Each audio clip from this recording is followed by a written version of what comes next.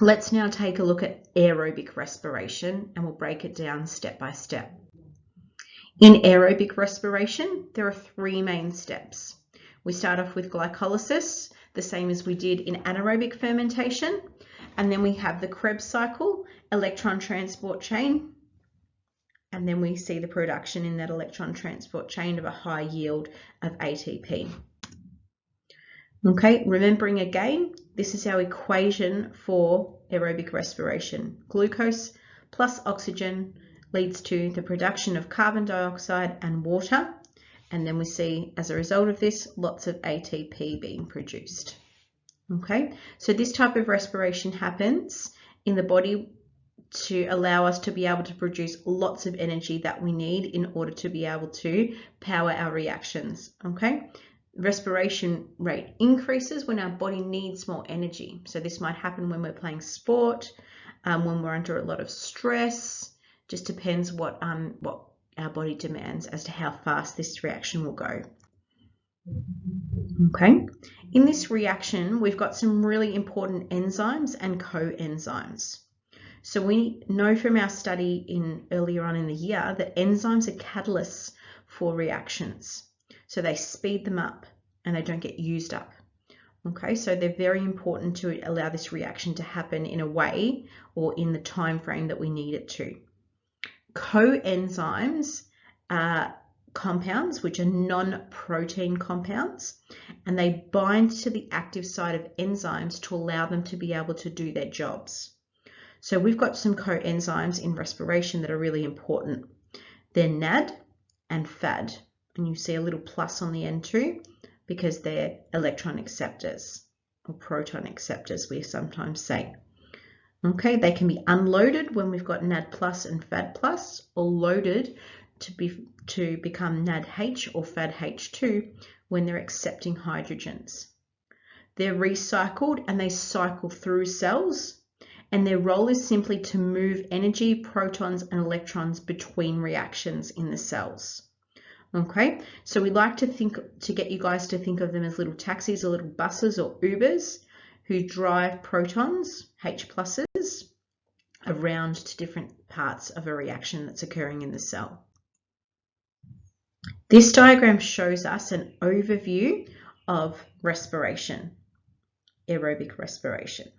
So the first thing that happens is glycolysis, where glucose gets broken down into pyruvate. That pyruvate then goes through a cycle, okay, which is called the Krebs cycle, or you might also see it referred to as the citric acid cycle, okay, where basically those pyruvates are broken down further. We strip off the hydrogens because that's what we need in the next stage, okay, and we produce a little bit of ATP, 2 molecules to be precise. Okay, after the Krebs cycle, we go into the electron transport chain, and that's, I suppose, the most important because this is where we end up producing the highest yield, or those high yields of ATP that we need to power the cell. So you can see in this picture here that we produce 2 ATPs in glycolysis, 2 ATPs in the Krebs cycle, and 26 or 28 ATPs in the electron transport chain. This gives us an overall yield of approximately 30 or 32 ATPs overall for one, I suppose, cycle of respiration. Okay, you need to remember those numbers. The first stage, as we just saw, is glycolysis. This stage occurs in the cytosol, and its purpose is simply to break down glucose. Okay, we saw before that one glucose molecule is broken down into 2 pyruvates. Okay, so there's a net production of 2 ATP molecules, and we've got some electron acceptance happening. So hydrogen and electrons are taken from glucose, picked up by our NAD taxis or Ubers to make NADH. To summarize, and you need to be able to know and identify what happens in each stage in terms of inputs, outputs, and location. The inputs of glycolysis are glucose, NAD plus, and ADP. And some people like to also write ADP plus PI. The outputs are 2 pyruvate, a NADH, and 2 ATPs. Okay, so what happens next? The ATP gets used up in other reactions and the pyruvate moves into the Krebs cycle. The NADH moves to the electron transport chain. Okay, a little summary diagram here, the same as what we saw when we were talking about glycolysis in anaerobic fermentation. Exactly the same process. Next thing that happens is we move into the mitochondria. This will only happen if oxygen is present. We start the Krebs cycle, or citric acid cycle as it's sometimes referred to, in the matrix, so right in the very middle of those inner membranes, and the electron transport chain happens along the cristae, so the edge of that membrane. The Krebs cycle occurs in the matrix of the mitochondria. Its purpose is to produce carbon dioxide, load up more NAD pluses and Fad carriers. So each pyruvate is converted first into an acetyl-CoA enzyme, and one carbon dioxide molecule is released. Remember, there's two pyruvates, so this process at the very beginning happens twice. Okay, we release carbon dioxide as an output of this reaction, and NAD and Fad accept hydrogen molecules to form NADH and FADH2. And this reaction, because we're breaking bonds, we're breaking down that 3-carbon molecule, leads to the production of 2 more ATP molecules. To summarize, our inputs of the Krebs cycle are 2 pyruvates, NAD+, Fad, 2 ADP, and PI. Our outputs are 6 carbon dioxide molecules, a NADH, a FADH2, and 2 ATPs. So you'll notice that Fad accepts 2 hydrogens because there's a little 2 down the bottom. Okay, so it's like a maxi taxi or a super Uber or a double-decker bus. Okay, it always accepts more.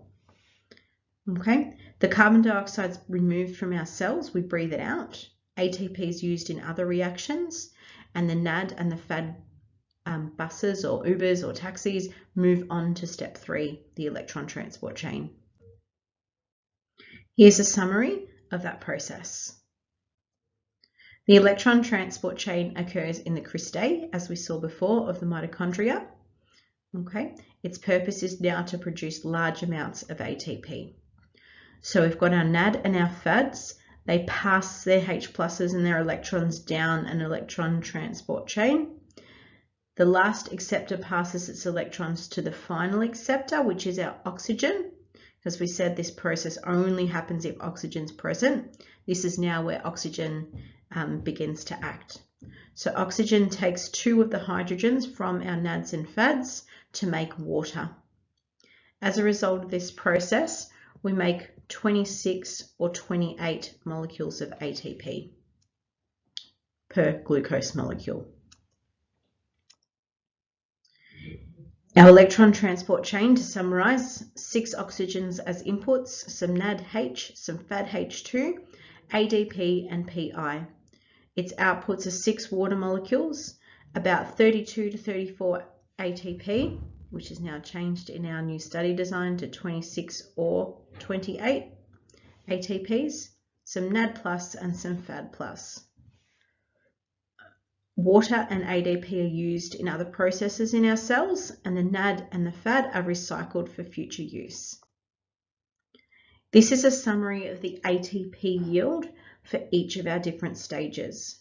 So we can see here that we produce 2 ATP in glycolysis, 2 in the Krebs cycle, 26 or 28 in the electron transport chain, which gives us an overall ATP production of 32 or 34 ATP molecules per respiration cycle. Please don't do a dash when you're writing this information. Please make sure you write the word or between. Okay, that's a VCAR thing because we don't produce between those numbers, we produce one or the other. This is a summary of all of the information that's in this PowerPoint, and we'll give you a hard copy of this for your records. Okay, here's a nice little summary diagram which shows us what's happening in each of these stages and what's being produced in terms of inputs and outputs and how they're used. Hi Year 12s, we're now going to have a look at in this short video the factors that affect the rate of cellular respiration, including temperature, glucose availability, and oxygen concentration.